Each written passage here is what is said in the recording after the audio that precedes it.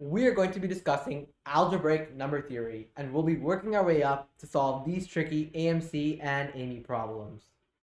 By the way, if you haven't checked out the previous videos on modular arithmetic, be sure to do so, as that is one of the most important concepts. So let's start off with algebraic number theory techniques. So what are some techniques that we use for algebraic number theory problems? A common one is that we make a substitution, and that substitution will convert numbers to variables. So that can make large numbers, exponents, whatever that might be, into simply x and y's and a's and b's and c's, things that we know how to deal with algebraically. You can also group terms. So you can group together terms that might simplify your expansion. Also, you should look for factorizations. So there's many factorizations, which if you watch my previous videos on factorizations in algebra, you know many of the common ones like difference of squares, cubes, etc. And sometimes you have to use modular arithmetic, divisibility, and many other number theory techniques, hence the name. Let's start off with a simple problem to demonstrate what this is. Find the number of ordered triples a, b, and c, where a, b, and c are positive integers, such that a is a factor of b, a is a factor of c, and a plus b plus c is 100. So can we maybe write b in terms of a and c in terms of a?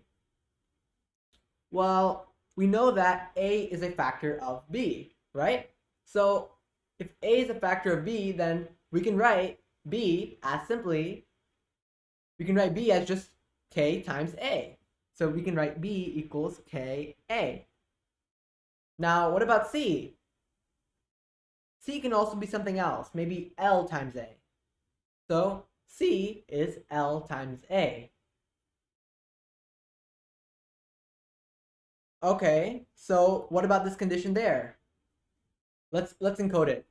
So we have that the sum of all these three quantities over there will be 100. So we have A plus Ka plus La is 100.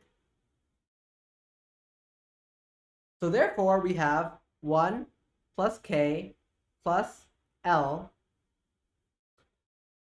times A is 100. Okay, so we know that k and L have to be positive, because otherwise B and C would just be 0, and that's definitely not what we want here. So k and L have to be positive. And A, well, A can be any factor of 100, right? So now let's take a look at the cases. A can be 1, A can be 2, A can be 5, 10. Well, we know that 100 is equal to, we know 100 is 2 squared times 5 squared. So by the factors formula, it has 9 factors. So let's write out these 9 factors. We have 1, 2, 5, 10, then 20, 50, 20, we also have 25, and we also will have 100, and oh, look, it looks like we're missing a few factors here. So we can see that, oh, there's also going to be 4, and there's also would be 8, not 8 doesn't work. So the other final factor pair is just going to be 100 divided by, so we can kind of check which factors are not here yet. And we'll see that we have all the factors because there's 9 factors here. There's 1, 2, 3, 4, 5, 6, 7, 8, 9 factors. So these are all the factors of 100. So if these are all the factors of 100, then these are all the possible values for 1 plus k, or that those are all the possible values for A and 1 plus k plus L, right? So now what are the possibilities here? If 1 plus k, if 1 plus k plus L is 1, then k plus L is 0. But this is not possible, right? Because we need to have we need to have k and l be positive, like I mentioned earlier. So this doesn't work. Now we could also have 1 plus k plus l equals 2. And that would mean k plus l is 1.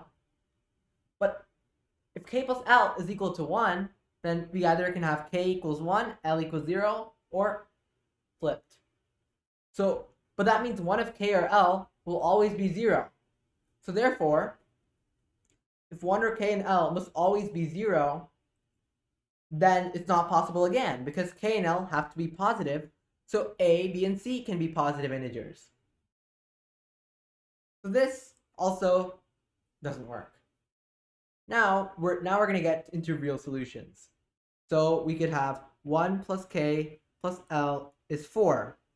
Now we're just going to write all the remaining possibilities. 4, 5, 10, 20, 25, 50, 100. Right? So k plus l could be equal to 3, 4, 9, 19, 24, 49, and 99. So how many solutions does the equation, let's say the equation k plus l equals 3 have? Well, k and l have to be positive, and because of our condition over here. And there's no restrictions that say that a, b, and c have to be distinct or anything like that. So k could be 1, l would be 2, k could be 2, and l would be 1. So this one has 2 solutions. Now what about equals 4? Well, if k plus l equals 4, then we have 1 plus 3, 2 plus 2, and 3 plus 1, as you can see there. That's 3 solutions.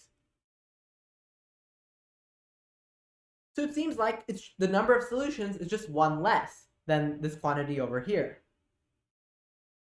So that's going to be true for all of the factors. We just subtract 1 to find the number of solutions. Because it can go from, if the sum is 19, it can go from 1 plus 18 to 18 plus 1. So let's just write all of these out. And then now all we do is we just add from here. So this will be 13 plus 18 plus 23 plus 48 plus 98, which is 150 minus 4. That's 146. And that will simplify to 200, which is the final answer. Right there. So the key ideas was, first we saw this over here, and then we write an equation from it. And then we just looked at all of the possibilities. Now let me show you an even cooler shortcut to solving this problem. So notice how this represents almost all of the factors of 100, right? Other than 1 and 2. And k plus l was 1 less than that, and the number of solutions was 2 less than that. So it seems like for almost every factor, each solution was just 2 less. So the sum of all these factors is very close to being the sum of the number of solutions. Let's try to understand where that actually comes from. So first of all, what's the sum of factors of 100?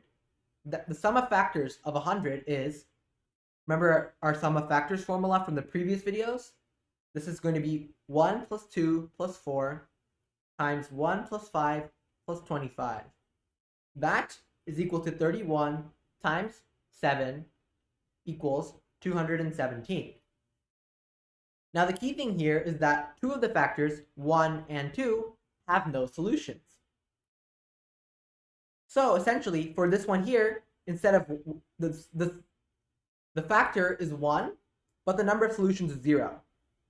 Over here, the factor is 2, but the number of solutions is 0 as well. So 0, 0. But when the factor is 4, there's 2 solutions. When the factor is 4, there's going to be 2 solutions. When the factor is 5, there's 3 solutions. So for almost every one of these factors, it seems like there's 2 less solutions, except for this first one, where there's just 1 less solution. So by our factors formula, there's going to be 2 plus 1 times 2 plus 1. Well, we already found there was 9 factors, right? So since there were 9 factors, each one the number of solutions is 2 less than its corresponding factor. Except for 1. 1 is only 1 less, so it would be minus 8 times 2 for all the factors but 1, which have 2 less solutions than their factor, minus 1 for the factor 1, which has 0 solutions instead of negative 1 solutions, which is not the same. So it's just 217 minus 17 equals 200. Another cool solution that utilizes more factor principles that we learned in the previous video. So let's summarize this solution. What we did first is we found the sum of factors over there, and then with that sum of factors, we saw that the number of solutions for most of the values was simply 2 less than each of the factors of 100 over there. And that gives us our final answer of 200 with 2 different solutions. Okay, next let's talk about these quadratic factorizations. Now, we already covered these in these previous videos that I covered on my channel, so I'm not going to cover them in this one, but be sure to check the previous videos out if you're unfamiliar with them. But let's take an example that uses difference of squares. So we covered difference of squares in the algebra video, the factorizations one, but we're going to be using it for an algebraic number theory problem. Let's do this. How many values of n from 1 to 100 make 16 to the n minus 2 times 4 to the n plus 1 a multiple of 49? Okay, this seems like a very complicated expression, doesn't it? 16 to the n minus 2 times 4 to the n plus 1. It's got a bunch of exponents, it's got 2 times, and what do we make of that? Well, remember our binomial expansions from algebra? Our binomial expansions for algebra, you probably remember that we have that x minus y squared is equal to x squared minus 2xy plus y squared. So what about this here? Can we incorporate this somehow? We can notice that this is actually the same identity as x squared minus 2xy plus y squared. We can rewrite 16 to the n. Well, we notice 16 to the n, well, 16 is 4 squared, of course, right? So it seems like it's 4 squared to the n. 2 times 4 to the n, we'll just leave it like that for now, plus 1. And 4 squared to the n by our exponent rules will simplify to 4 to the power of 2n. And now it's looking a lot like this over here, where x is equal to 4 to the n and y is 1. If we plug these quantities into our expansion here, we get that 4 to the n minus 1 squared is equal to 4 to the n squared, which is 4 to the 2n. And then from there, we get that we also have a minus 2 times 4 to the n term plus 1, which is exactly this quantity here. So we know this is equal to 4 to the n minus 1 squared. But this quantity over here has to be a multiple of 49, which means that 4 to the n minus 1 has to be a multiple of 7. Why?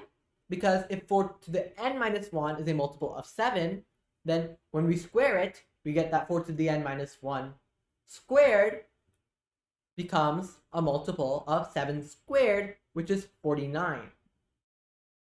So we don't need 4 to the n minus 1 to be a multiple of 49. 7's enough, because we're going to square it, and then we get another factor of 7. So what does it mean if 4 to the n minus 1 is a multiple of 7?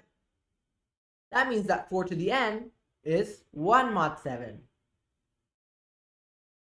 We discussed modular arithmetic in the previous videos. You can check them out in the Mastering AMC 1012 playlist. So we know 4 to the n is 1 mod 7. So how can we proceed from here? Well, we can actually see that we'll look for digit cycles here. See if we can try to find a pattern of the values of 4 to the n. So 4 to the n. 4 to the 1 is 4. 4 squared is 16, which is 2 mod 7. So it's equivalent to 2 mod 7. This is equivalent to 4 mod 7. 4 cubed will be 2 times 4, which is 8, which is the same thing as 1 mod 7. 4 to the 4 is 1 times 4, which is 4 mod 7. Aha, it repeats. Now, we just did digit cycles. 4, 2, 1. 4, and if we multiply by 4 again, we'll end up back at 2, then 1, then 4, then 2, then 1, and so on. We'll just keep going like that. So when will 4 to the n be 1 mod 7? When it's on this third part of the cycle. And when is this? Because the other two values have 4 and 2 mod 7. So it will only be on the third part of the cycle when n is a multiple of 3. So if n is a multiple of 3, then 4 to the n is 1 mod 7. And those are the only solutions that work. So how many values of n from 1 to 100, as the problem states, are multiples of 3? That's just 33.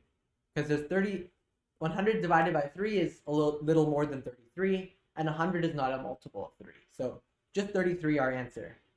Now an alternative way we could have went from this is to see that 4 to the n minus 1 by difference of squares is 2 to the n minus 1 times 2 to the n plus 1. So therefore we have, from here we would have two cases. 2 to the n is 1 or negative 1 mod 7. And from here we could do something similar, digit cycles. 2 to the 1 will just be equal to 2 mod 7.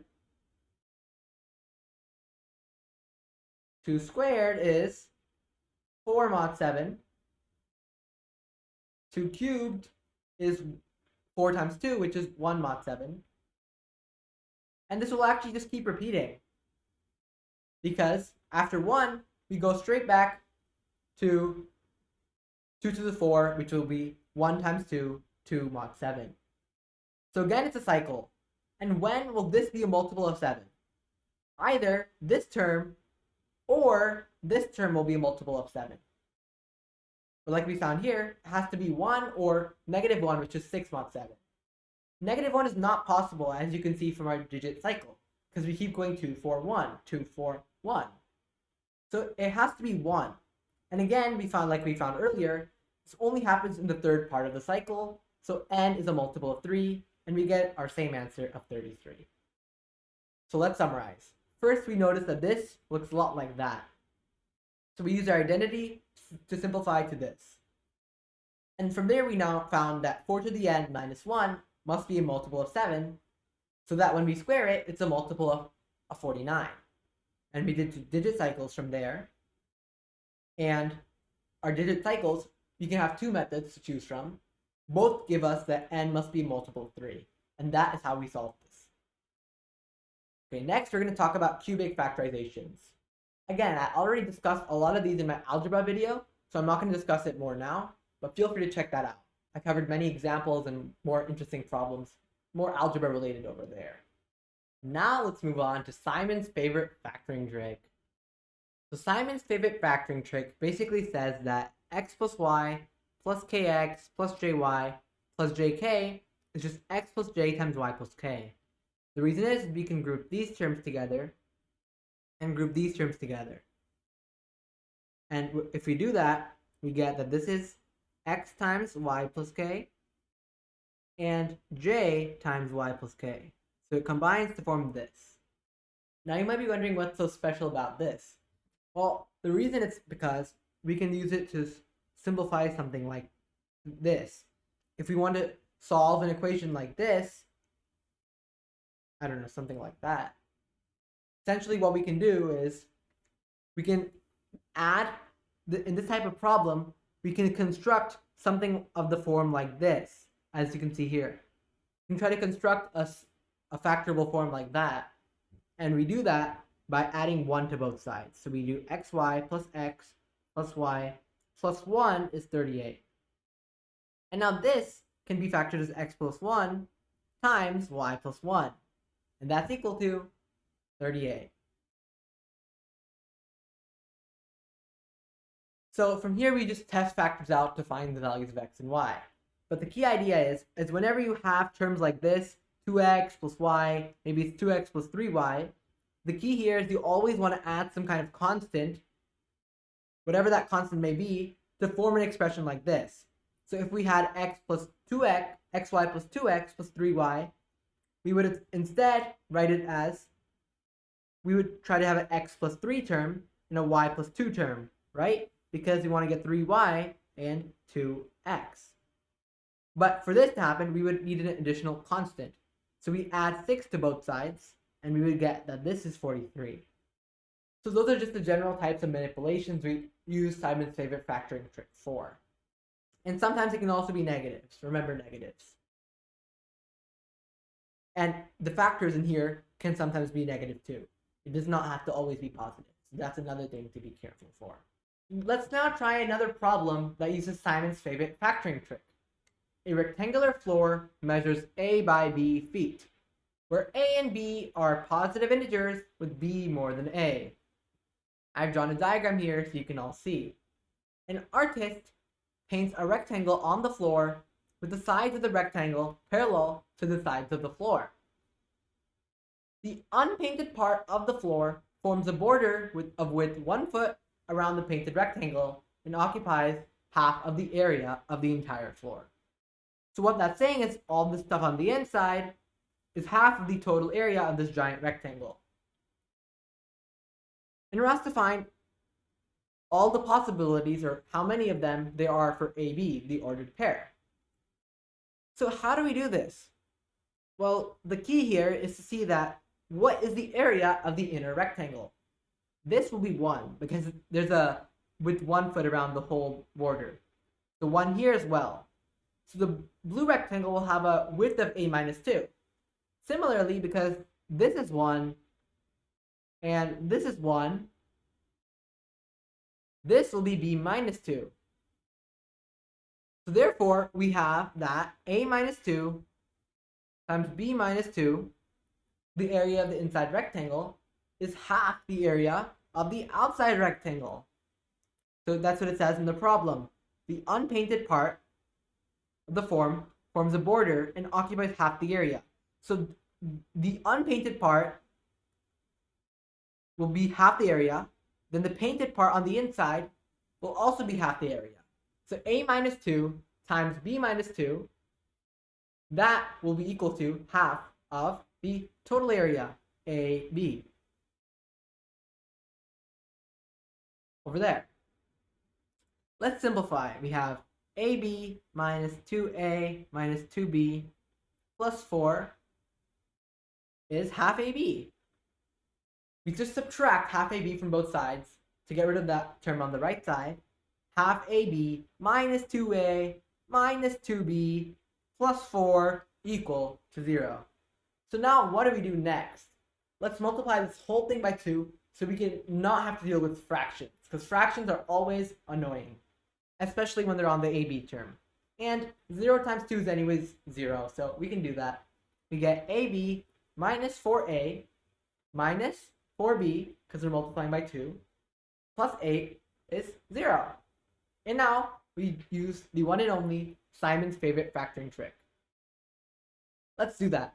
Okay, so we've got a minus 4, right? And we have, let's a minus a plus something, or a minus something times b plus or minus something as well. We're trying to get a negative 4a term. So we have to multiply a by negative 4. And similarly, we want a negative 4b term. So we're going to multiply b by negative 4 as well. So we're just going to put a negative 4 there. And this, well, this we can expand it out to be, well, the constant term of this is ab. Well, this is ab minus 4a minus 4b plus negative 4 times negative 4, which is 16. But we only have 8 here, so we add 8 to both sides. Plus 8 to 0 becomes 8. And we're now left with exactly what we need to form this factorization. So we're left with this, and this becomes a minus 4 times b minus 4 is 8. And now, guess what? A and b are positive integers. We have two variables, one equation, but a and b are positive integers, so we can just do a little bit of guessing and checking the possibilities. 1 and 8, 2 and 4, 4 and 2, 8 and 1. Oh, but one thing, remember, b is more than a. Since b is more than a, b minus 4 is more than a minus 4. So if b minus 4 is more than a minus 4, then these possibilities don't work, because they have a more than b. A minus 4 more than b minus 4, which means a is more than b. So these are the only two possibilities left, which give us 5, 12 as AB, and this gives us 6, 10. So these are solutions down there that work. But what about negatives? Always check negatives. So we could have -1, -8, -2, -4, -4, -2, and -8, -1.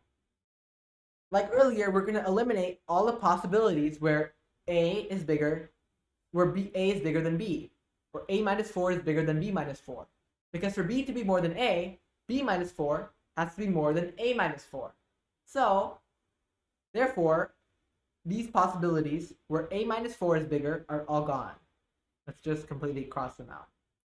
And from these remaining possibilities, we see that we end up with the ordered pair by adding 4, because this is a minus 4, b minus 4. We add 4 to get 0, 2, and -4, 3. Uh-oh, we can't have a rectangle with side length 0 or side length -4. So these are the only two solutions. Now you might be wondering, why in the first place did we even have to consider the negative solutions? Because it anyway says a and b are positive integers.